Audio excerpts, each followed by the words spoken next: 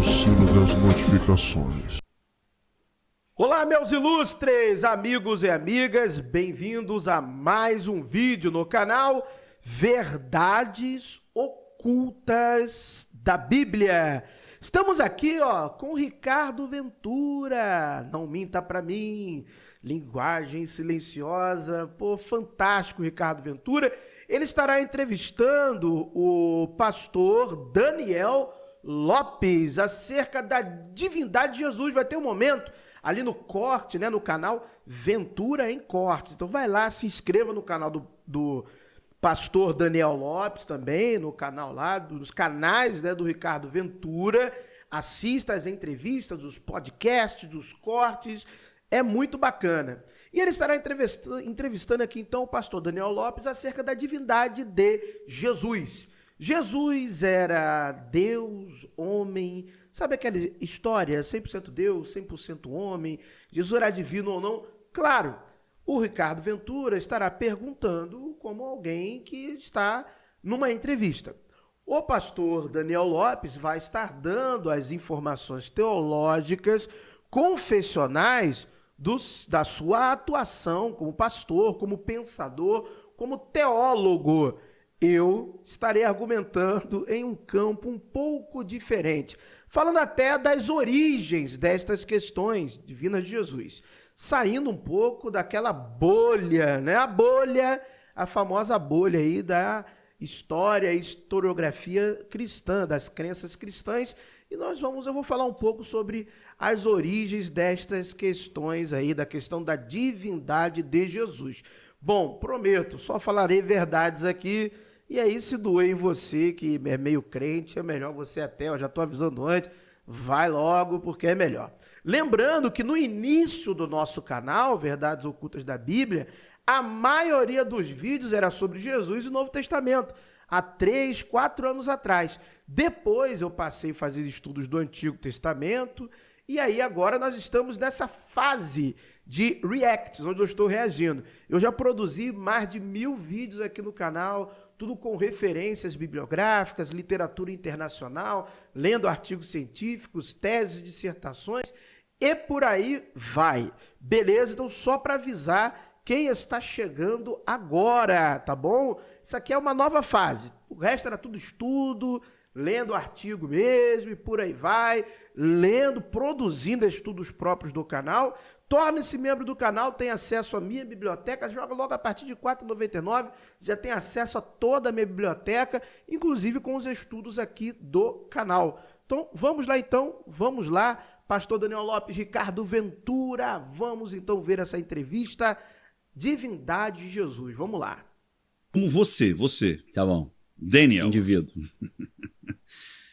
A Bíblia, dentro da sua cosmovisão, de todo o tempo de estudo que você teve e tudo mais, a Bíblia, já chegamos ao ponto que são 66 livros, vários autores. Sim.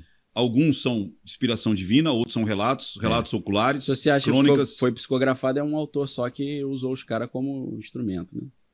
Partindo dessa, uma hipótese de interpretação. Eu tenho que ler. O tenho não no sentido... esse eu tenho, eu sempre dou uma travada, que eu falo, meu irmão, você não tem que fazer, faz se você quiser. Mas eu tenho, só não vou falar, faz o que tu queres, essa é a lei, como o Aleister Crowley falava. Isso aí. Não, eu tenho não, agora eu vou... Seria aconselhável. É aconselhável. É interessante. É aconselhável eu ver a Bíblia de uma única maneira, ou seja, aqui Ipsis literis, como é que chama? Ipsis literis. Ipsis literis. Literal. Aqui é ipsis literis. Isso. E aqui é metafórico. Sim. Aqui, cara, é metafórico. Não. Por exemplo, criei a Bíblia em 7 dias. É metafórico. Criei o mundo. Desculpa. Pode não ser também, eu não sei, né? É uma metáfora, sim. A Bíblia, ela se divide em várias categorias de gêneros literários. Então, por exemplo, tem mitologia, tem folclore, que aí vai abarcar o mito, a lenda, vai abarcar tudo isso. Tem as redações de cunho político-social, tem as redações de cunho político-dominatório. você tem um conjunto, né, de expressões no sentido dos estilos literários em que cada autor, ou detalhe, nós nem podemos dizer que um livro tem um único autor. Por exemplo, no livro do profeta Isaías, no mínimo, nós identificamos 4 autores de maneira clara, pelo estilo literário. De maneira clara, nós temos ali expressões, glossas, que denunciam a transição de um autor para outro. Então, isso é muito interessante. Então, a Bíblia ela deve ser lida como o Alcorão é lido. Claro, para os cristãos, a Bíblia é sagrada. Para os muçulmanos, o Corão é sagrado. E para o zoroastrista, o Avesta é sagrado. Né? Para o budista, os sutras são sagrados. Então, cada religião vai ter a sua literatura como sagrada. A pergunta é como ela deve ser lida. Ela deve ser lida como ela é, através do método histórico crítico, de maneira científica, para entender o seu contexto. Se eu botar uma lente teológica sobre ela, eu já não estou somente lendo, eu estou interpretando de acordo com um viés. Esse viés pode ser da teologia pentecostal, pode ser da teologia reformada calvinista, pode ser da teologia anglicana, pode ser da teologia católica, pode ser da teologia ortodoxa, pode ser da teologia da igreja copta, da igreja etíope, por aí vai. Então, se eu quero dizer de maneira mais clara como ela pode ser lida, é dessa maneira, método histórico crítico, que até a Igreja Católica assume que esse é o método como deve ser lido as Escrituras, a Bíblia. É difícil saber, mas assim, tem passagens que para a formação da doutrina cristã são importantes haver um consenso. Tipo, aí eu vou para o cristianismo. O fundamento do cristianismo é que Cristo é Deus encarnado. Ninguém é obrigado a acreditar nisso, mas isso está explícito na Bíblia. Sim. Pelo menos nessa Bíblia que a gente tem. Sim. Em outras poderia não estar. Mas se você acha que a Bíblia é essa, ali está na cara. Sim. Apesar de muita gente falar que não. Então... Tem gente que fala que não está explícito? Que não está, claro. Por exemplo, os testemunhos de Jeová acreditam que não está na Bíblia a divindade de Cristo. Que eles acreditam só numa figura única, como se fossem os judeus que, em hebraico, né, lá em Deuteronômio, fala Shema Israel, que é ouve Israel. Adonai Eloheinu, que é o Senhor nosso Deus. Adonai Errad, é um Deus único. Então é só um, não tem Pai, Filho e Espírito Santo. Pô. Exatamente, até porque, por exemplo, trindade é algo que vem de Tertuliano. O engendramento do pensamento sem a palavra trindade, você já encontra nos escritos de Justino.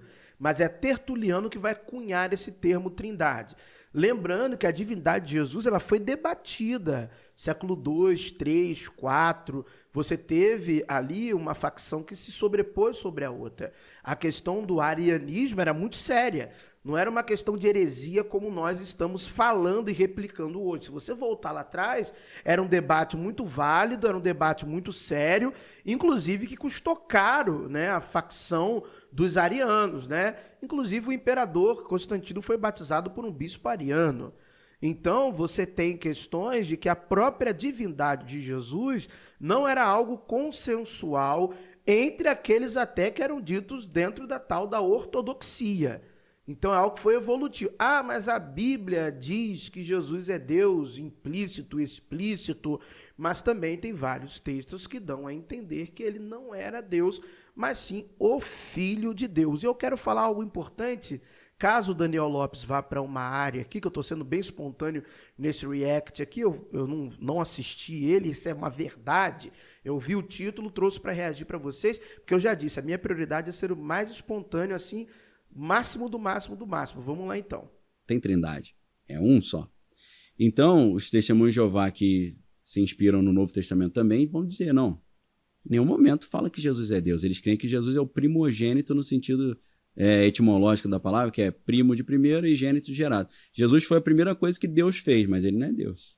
Mas tá, eu discordo, porque isso aí tá na cara. Que é. Revelação do anjo Gabriel.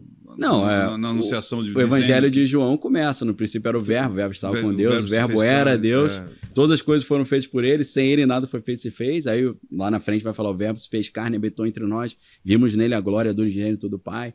E aí o apóstolo João, que escreveu o Apocalipse, foi o único que deitou no colo de Jesus, foi chamado de discípulo amado. Quando Jesus estava na cruz, foi o único apóstolo que ficou com ele até o final. Ele escreve na Epístola de João, primeira Epístola de João 5:20, no verdadeiro estamos, isto é, em Jesus Cristo. Este é o verdadeiro Deus e a vida eterna. Então, assim, tá na cara. Então, E o próprio Jesus dizia, né?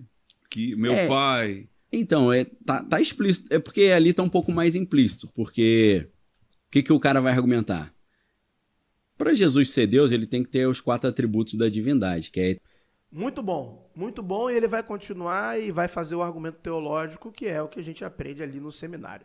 Mas muito bom ele ter chegado no Evangelho de João, que é exatamente onde eu queria chegar. O Evangelho de João, o papel dele é esse, é divinizar o Cristo, e essa divinação tem 2 pilares fundamentais. Ah, eu não sabia, vai saber agora. O pilar fundamental é a doutrina filoniana do Logos. Então, tudo aquilo ali, o Logos na verdade, é do filósofo Heráclito. Bom, aquilo que está ali no Evangelho de João é filon escorrendo, suando pelas páginas assim, e ao longo do Evangelho. E tem um outro pilar fundamental, que é a questão essênica, tá? Muitos trechos dali que está no Evangelho de João vêm do texto essênio, Guerra dos Filhos da Luz contra os Filhos das Trevas, e trechos do pergaminho Regras da Comunidade. O Evangelho de João, essencialmente, é o Evangelho do século II. A redação dele denuncia que ele é do século II, denuncia que ele é um evangelho essênio, denuncia pela doutrina de Fílon. Eu li obras de Fílon há muito tempo, fiz vídeos aqui explicando a doutrina do Logos, baseado nos escritos de Fílon de Alexandria, falei aqui as obras, expliquei em 2 vídeos aqui para vocês, falei os livros, as fontes, tudo direitinho, expliquei no nosso grupo de membros também, coloquei as obras na biblioteca do canal, coloquei para os membros do canal e vimos claramente que essa doutrina, tudo que está ali é Fílon de Alexandria. Pode bater com a cabeça na parede, me desesperar, não me ensinaram isso na escola dominical, isso é um problema seu e não meu. Então, quando nós olhamos isso ali, você vê claramente a função do Evangelho de João é divinizar Jesus, o Cristo. Essa é a função do Evangelho de João. E lembrando, João não escreveu o Apocalipse. O Apocalipse é uma coletânea de literaturas apocalípticas, tá bom? Exatamente isso aí. Enoque, oráculos sibilinos, exatamente isso aí. Não adianta reclamar. Carta de Baruque, melhor dizendo. Então você tem ali paralelos intermináveis, trechos inteiros copiados, termos inteiramente copiados. Exatamente isso. O Apocalipse é um dos livros que nós mais trabalhamos os paralelos aqui no início do canal. Um dos livros que mais trabalhamos os paralelos aqui foi o livro do Apocalipse. Ele era lá no comecinho do canal, tem a playlist Apocalipse, cai dentro, mete bronca aí, pega as fontes, anota tudo, eu boto o texto um do lado do outro, falo qual o texto mais antigo, todos mais antigos que o livro do Apocalipse. Tem uma pasta na nossa biblioteca chamada Apocalipse, com diversas referências bibliográficas lá da literatura internacional especializada no tema, beleza? Então é por demais interessante você ter contato com essas informações. É o único livro bíblico que tem essa função, divinizar o Cristo, tornar o Cristo Deus, o próprio Deus, tá bom? Então isso é importante. E aí você tem textos essênios, como por exemplo, Pergaminho do Filho de Deus. Você tem textos essênios encontrados 200 anos antes de Cristo, que vão demonstrar também essa divinização do Messias, o Messias celeste. É o que nós vamos ver no livro de Enoque, né? Fragmentos de aramaico encontrados na caverna 4 de Cura, só que especificamente nós vamos ver muito mais isso no livro das parábolas. É claro que não estava lá em Cura, tem uma lacuna, exatamente. O livro de Enoque encontrado em Cura tem a lacuna que é justamente a ausência do livro das parábolas, tá bom? E nós vamos ver claramente que o Messias essênio, o Messias enoquiano é essa figura divina, à semelhança do próprio Deus, e aí filho de Deus. Nós não temos isso no Antigo Testamento, nós temos alegorias que se fazem do Antigo Testamento para chegar a esta interpretação. Então o Evangelho de João cumpre essa função, que não foi João que escreveu também, não foi o apóstolo João, tá bom? Eterno, onisciente, onipotente, onipresente. Onisciente sabe tudo, onipresente está em todos os lugares e onipotente tem todo o poder. E eterno, não tem início nem fim. Aí o cara vai falar, não, Jesus já mostrou várias vezes que ele teve início, teve fim e não sabia de tudo. Aí você pergunta, onde? Quando ele fala que, perguntaram para ele, essas coisas, Mateus 24, né, ele fala do final dos tempos. Aí um cara fala, isso aí que você está falando vai acontecer quando? Ele falou, não sei. Ninguém na terra sabe, nem o filho, só o pai que está nos céus. Aí o cara fala, viu, então ele não é onisciente. Só que isso aqui é na fase de Jesus esvaziado na carne. Isso. Quando ele morre e ressuscita, em Mateus 28, 18, ele fala, é-me dado todo o poder nos céus e na terra. Ele retoma a plenitude da divindade, né? Essa é uma doutrina muito interessante.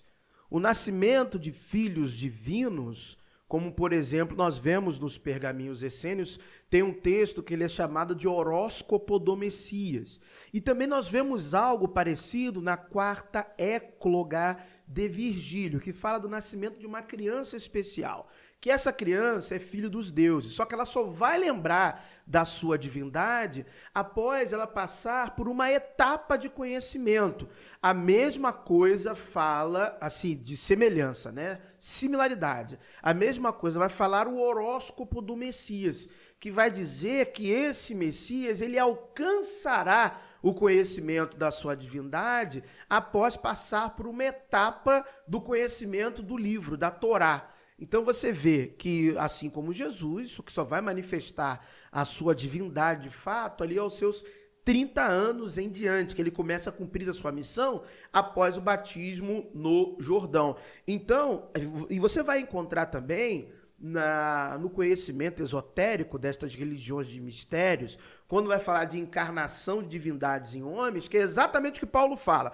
Paulo nada mais está trazendo aos escritos que nós chamamos bíblicos o entendimento das religiões de mistérios, que aí a divindade ela vai ter que encarnar, então ela vai esvaziar-se de suas memórias, esvaziar-se do seu poder, porque ele vai se manifestar na matéria. E aí ao longo do seu desenvolvimento, da sua jornada, né, como ser humano, vai alcançar um clímax em que retomará, em parte ou em totalidade, o conhecimento, né, de que ele é esse ser divino, da sua missão.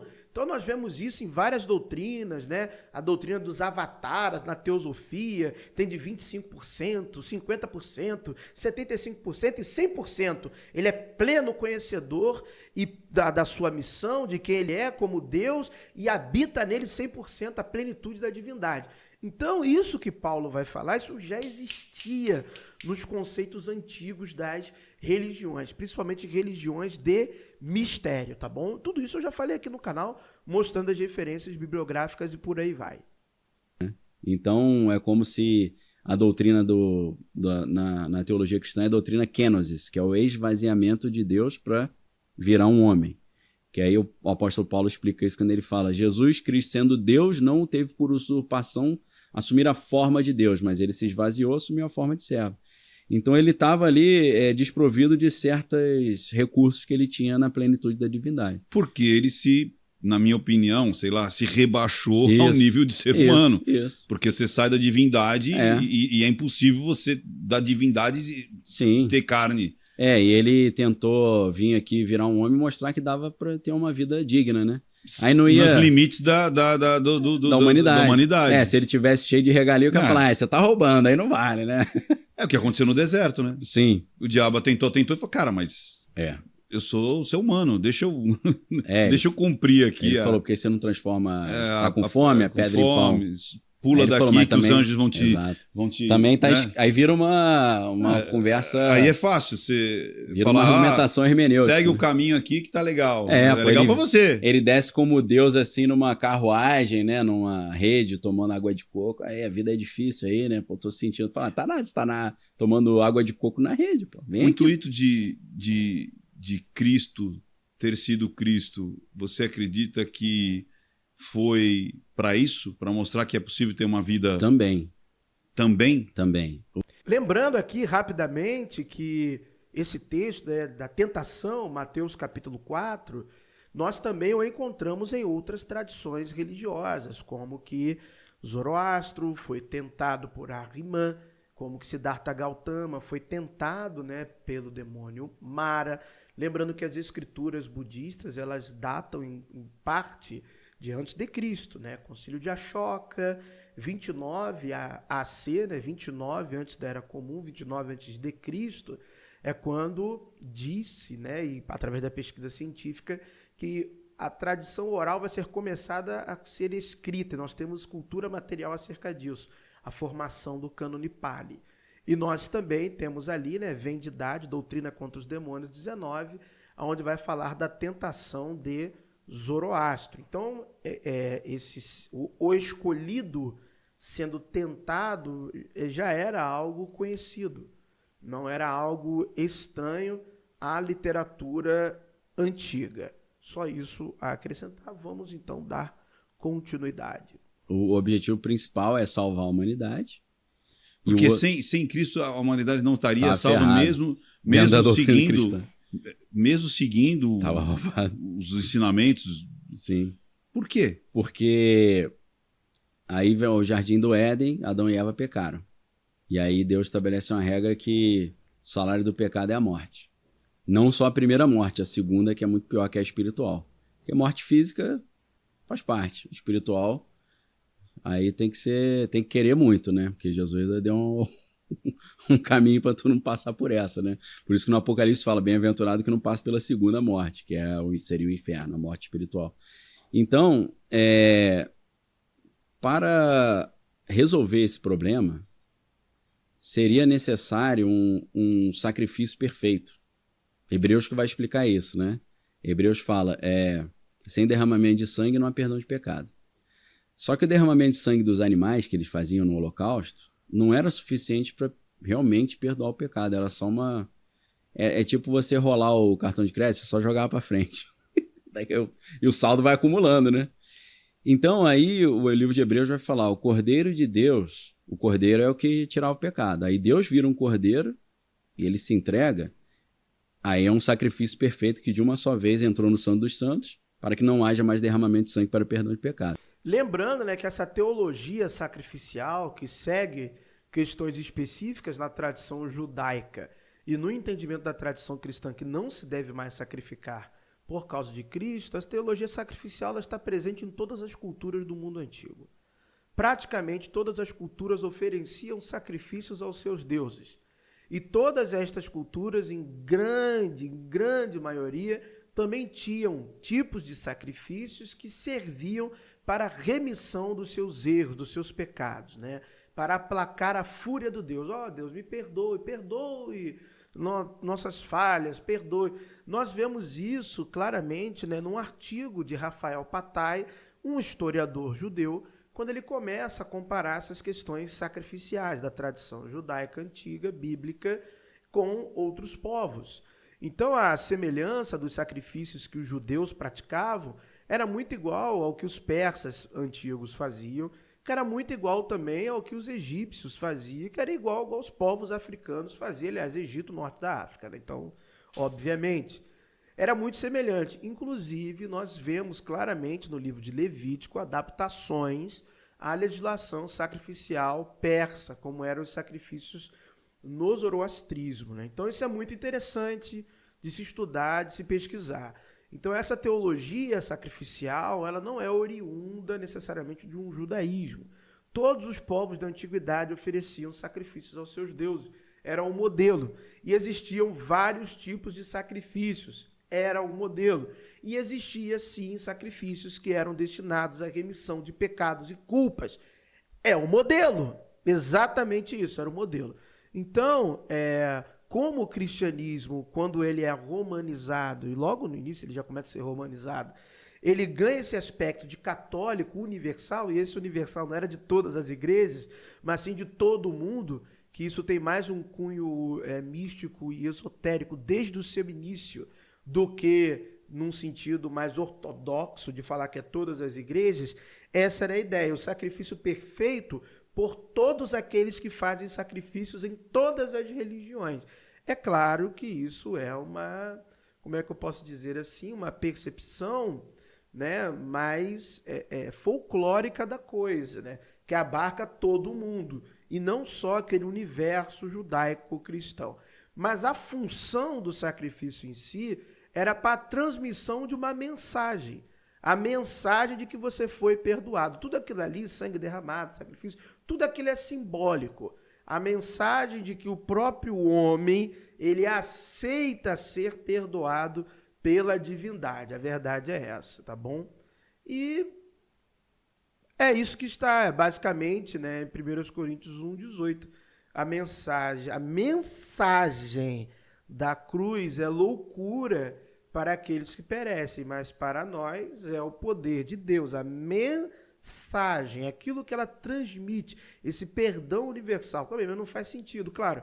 Para quem não acredita e não acreditava já em sacrifícios, ela não tem um sentido. Ela não cumpre a função para uma mente mitos, para quem não acredita. Mas para quem acredita, ela cai perfeitamente. Ainda mais aqui no Brasil, em que muitos adeptos do catolicismo e das religiões de matrizes africanas passam ao cristianismo. Então o catolicismo traz essa imagem simbólica do sacrifício de Cristo muito mais evidente, e as pessoas que vêm de religiões de matrizes africanas em geral, em algum momento praticaram tipos de sacrifícios. Então isso já está ali no subconsciente, né? A semiótica daquilo que está cercando ele ali já vai cumprindo, né, a função na mente dele, deixando esse espaço para ser preenchido pela mensagem cristã. Então só esse sacrifício poderia, segundo montando esse quebra-cabeça da Bíblia, realmente perdoar os pecados, porque Jesus ele pagou o preço no nosso lugar. É tipo assim, alguém errou, alguém vai ter que pagar. Ele falou, não, eu que construí tudo, eu que pago então. Pô, mas é um preço pesado, você quer pagar? Ele falou, vamos lá, né? Mas ele... Então, mas de onde veio essa necessidade se ele era o próprio Criador? Quem cobrou ele? Ele estabeleceu uma regra e ele teve que jogar a segunda regra, né? Mas foi estabelecida quando? O que é combinado não sai caro, né? Mas quando foi estabelecida? Na construção na estrutura arquitetônica da realidade, né? A realidade é anterior ao universo. É legal, né?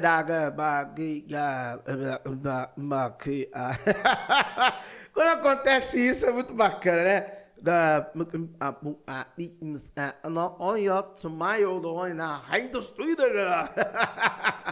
É mais fácil falar, mas por que é assim? Porque a teologia definiu que é assim. Mas por que é assim? Porque homens entraram em uma convenção teológica, em concílios, e decidiram que seria esta a explicação que deveríamos dar. Mas é assim? Não, não é assim que a realidade se define. É assim que se definiu a maneira como nós deveríamos pensar para explicar essa manifestação da divindade e esse perdão divino, que na verdade... Não, deixa para lá, não vou falar não. Eu não vou falar, deixa para lá isso aí, vai. Isso a gente tira da mas isso foi então uma revelação. Deus revela que essa era... A regrinha era regrinha. Essa. É como se... a regra é essa. É como se... Então antes de Cristo, todos morreram e não tiveram a salvação eterna? Alguns já estavam num benefíciozinho, mas todos ainda numa espera? No seio de Abraão, que chama. Ele chamava isso de seio de Abraão. Alguns, você fala o quê? Tipo Abraão? As pessoas que tiveram uma boa conduta, né? Os caras tiveram uma conduta péssima e já estavam numa situação lamentável já. Não, seio de Abraão é algo parabolar. É uma parábola, é uma historieta que Jesus conta ali para tentar explicar a condição humana, né, no submundo e no paraíso. Caramba, no Hades até ali, né? Que o termo ali, caramba, no Hades, caramba, no Sheol, cara, não. Olha só, tanto o cristianismo, né, o judaísmo antigo, que vai trabalhar com a ideia de ressurreição, a ressurreição é um conceito persa, tá bom? Isso. Pô, de novo, professor, fazer o quê? Você tem que brigar com os caras que estavam lá, os judeus, e absorveram esse negócio e jogaram no seu judaísmo. Vai fazer o quê? Discute com os fariseus e os essênios. Os saduceus, eles eram mais voltados a outras questões. Então, essa brincadeira de ressurreição é um conceito persa que no judaísmo ganha alguns modelos e arranjos próprios do pensamento judaico. E isso vai passar ao cristianismo, né? A ressurreição, ela está explícita em Apocalipse capítulo 20, por exemplo, tá bom? Então, não tem o que falar. Só que, na verdade, quando você se aprofunda no que era a ressurreição, era renascer. Era um tipo de renascimento, tá bom? Então, a ressurreição, que Paulo vai trabalhar lá em 1 Coríntios, capítulo 15, né, num advento messiânico, que você ressurgirá com o corpo transformado, glorificado. Isso tem textos da tradição persa, isso vem da mitologia persa, obviamente, e você tem textos zoroastrianos que sintetizam estas mitologias dos povos ários, dando uma explicação teológica do ponto de vista do mazdaísmo, do zoroastrismo, que na verdade é um tipo de renascimento, de renascer.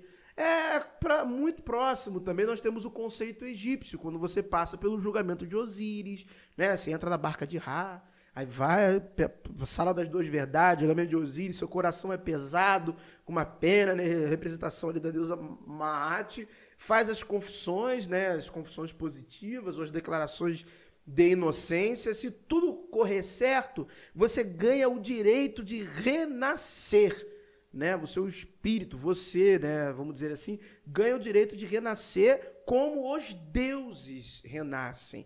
Então, esse é o conceito de que todo mundo irá renascer.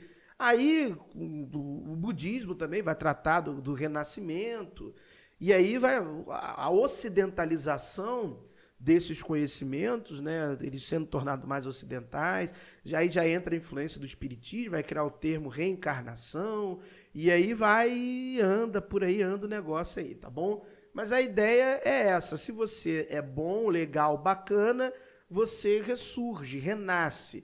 Se você não é gente boa, você é extinto, a sua existência é extinta, você não ressurgirá, você não irá renascer. Mas várias tradições vão tratar que não é o indivíduo, tá? No cristianismo, por exemplo, o indivíduo vai para Nova Jerusalém, o indivíduo ele vai ressurgir, vai passar pela ressurreição.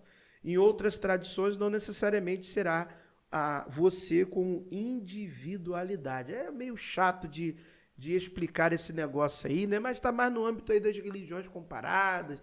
Pega uns livros bons aí que eu já indiquei aqui, tem na nossa biblioteca também, que vai explicar isso aí de maneira mais detalhada para vocês. Eu estou dando aqui só o start para você iniciar as suas pesquisas, né, no tema de religiões comparadas até. Então essa é a questão. O inferno é persa, do Zaco, paraíso é uma palavra persa, tá bom? Céu, Garodima, casa da boa existência, é persa. O céuzinho lá é persinha, tá bom?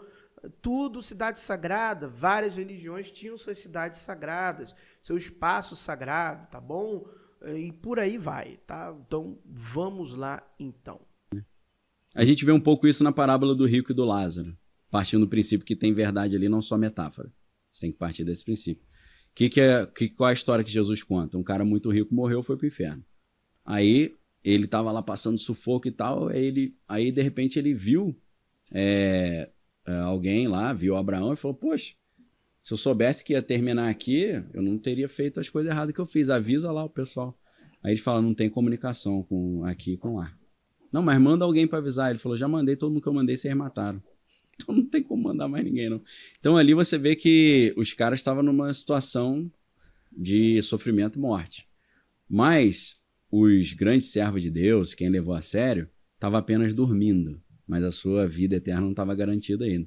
Então a Bíblia diz que quando Jesus morreu, foi ao inferno, ele foi... Lembrando que a doutrina, né, do sono da alma é uma doutrina que não era consensual, nem de pensamento generalizado para os cristãos, ou para o cristianismo, ou para o judaísmo que antecedeu ali o cristianismo, né, para as seitas judaicas ali, tá bom? Só deixando esse adendo que é importante. O inferno porque ele morreu em pecado, que a Bíblia... Aí mais uma regra de Deus: maldito é todo aquele que for pendurado no madeiro, na cruz. Aí Jesus é pendurado no madeiro, é maldito. Aí quem é maldito vai pro inferno.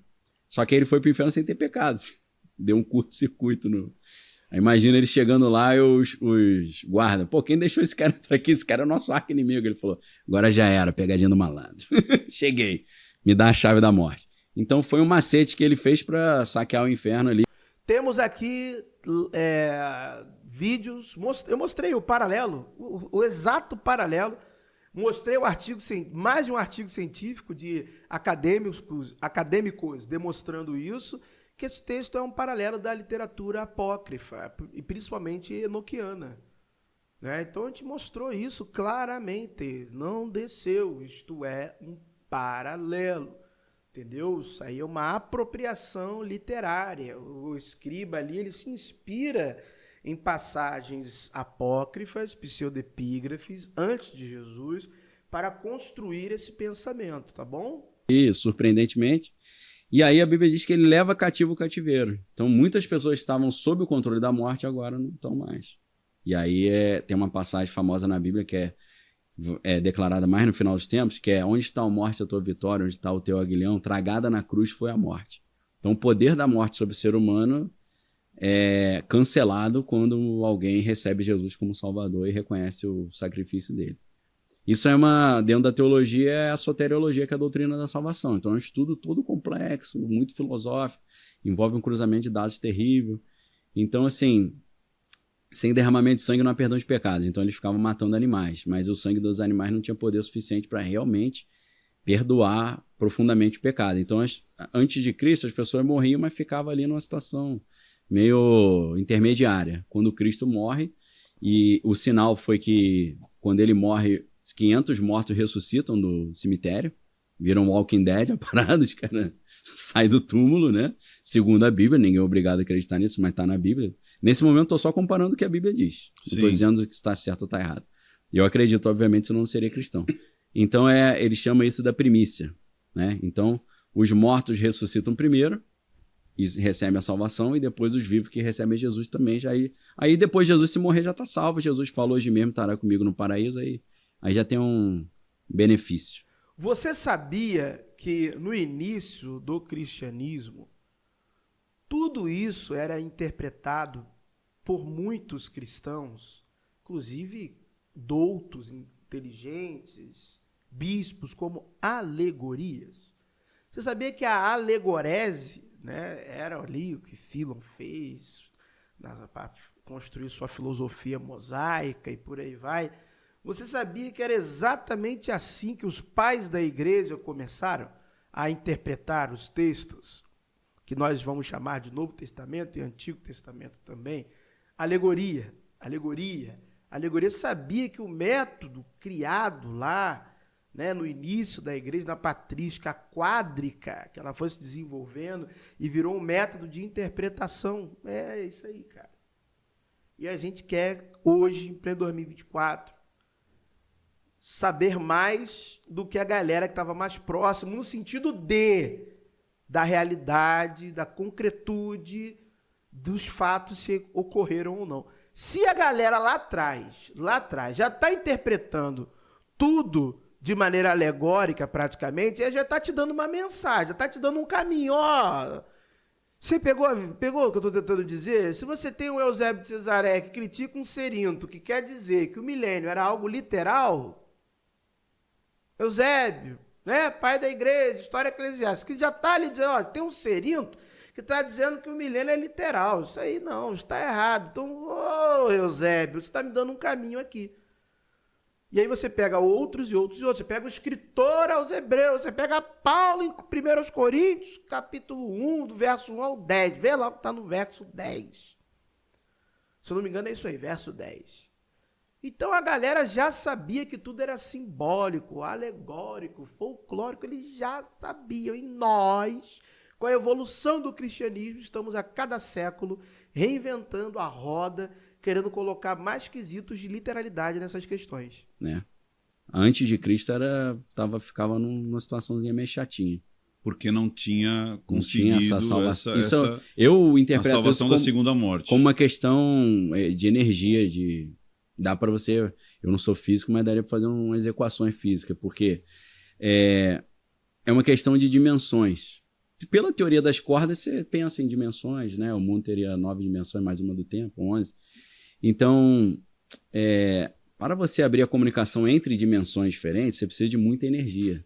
A física vai dizer que é energia negativa. Se tiver uma quantidade gigante de energia negativa, você pode abrir uma ponte de Einstein-Rosen entre uma dimensão e a outra. E eu creio que isso que hoje a gente fala de ponte de Einstein-Rosen, de energia negativa e tal, é um entendimento sobre a dinâmica do mundo espiritual que funciona em várias dimensões. Então, para que as pessoas que estavam numa dimensão inferior de morte pudessem acessar a superior, teria que ser liberada uma quantidade de energia inimaginável.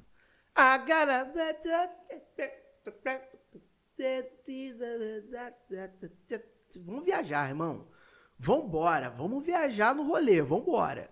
Então não dá para você sacrificar um animal e achar que um animal, na alma dele, tem energia suficiente para romper essas dimensões. Agora, se Deus encarna e você pega o sangue do próprio Deus enquanto ser humano e mete ele na cruz e ele morre, aí quando ele morre é uma maior bomba atômica, a bomba saiu explodindo todas as dimensões, ele falou, agora a porta tá aberta, chega aí. Então eu até interpreto isso numa leitura meio atômica, meio física, né? Dá um estudo interessante isso. Sem ficar entrando em muito misticismo, assim, de o tal da física, né? Sem entrar em muito misticismo. Não, de leve aí, de leve. Aquelas coisas. Não, uma concepção mais científica mesmo. Você acaba de assistir a um corte. Para você acessar o conteúdo na íntegra, o link está nas descrições. E para você não perder nenhum bate-papo, inscreva-se agora no canal. Beleza? Se inscreva lá, ó. Se inscreva lá no Ventura em Cortes. Se inscreva lá no canal. Rapaz, eita, rapaz. Do Daniel Lopes. Se inscreva lá no canal de análise. Ó, teve um vídeo que eu fiz aí pra galera, que eu recomendei umas referências bibliográficas, né? Tem uma galera nova chegando no canal, né? Uma galera nova chegando no canal. E eu falei aí, eu fiz uma recomendação de vários livros e era sobre a questão de Satanás até. Então eu quero pegar aqui para vocês, eu quero recomendar esse livrinho aqui, ó, para vocês voltando, não necessariamente voltando ao tema, mas esse aqui, tá bom? A Origem de Satã, da Elaine Pagels, tá bom? Então esse livro aqui, eu sei que não tem nada a ver com o tema desse vídeo aqui, mas eu lembrei e quis recomendar para vocês, tá bom? A galera nova que tá chegando aí para ter noção dessas coisas. Valeu, rapaziada, muito obrigado por terem assistido a mais um vídeo no canal Verdades Ocultas da Bíblia. Que o verdadeiro Deus abençoe a todos. Se você não crê em um Deus, meu amigo ateu, agnóstico, quando a gente ouve essas doideiras aí, né, eu concordo com você, tá tudo certo. Então eu desejo do fundo do meu coração que a sorte e a fortuna lhe acompanhe. But if I lay down and I play dead and I stay dead, baby, you'll get sick of being the